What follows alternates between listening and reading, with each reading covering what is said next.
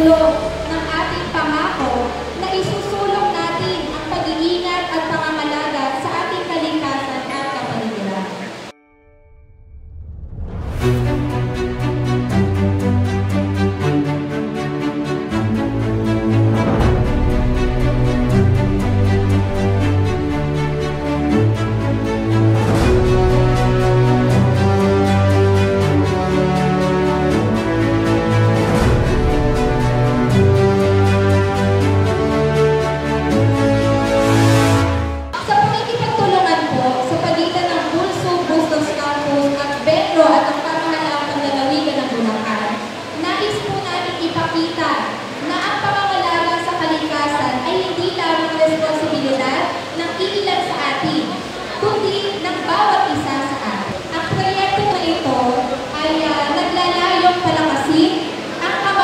At pagkilos ng mga guro at estudyante hinggil sa pangangalaga ng kapaligiran at likas na yaman.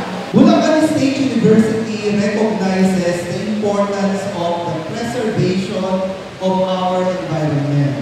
So on behalf of the Bulacan State University, we would like to express our sincere gratitude and appreciation towards the government of the Bulacan for their generous donation of trees and plants. My heartfelt thanks to the Governor, Daniel Fernando, and the entire local government for their support to this cause.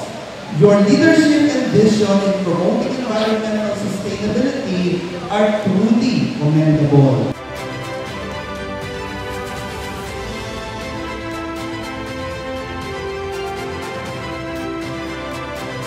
So unang-una, sobrang halaga nung pagtatanim ng ating ng mga puno. So kumbaga ito kasi ay kumbaga even in small way makakatulong tayo sa reforestation. I hope this helps hindi lang sa kalikasan but for us na nandito sa mundo. As student leader, so dito sa nangyari na to, hindi naman dito natatapos yung initiative na pagtatanim ng puno. So hindi lang dito din natatapos sa loob ng aming campus. So what we can do is to have more partnership outside the university. So, to have more initiative like this. Sa mga kabataan, kapwa naming kabataan na nanonood ngayon, ako po ay malugod po na iniimbitahan kayo na sumali or lumahok po sa mga ganitong inisyatiba.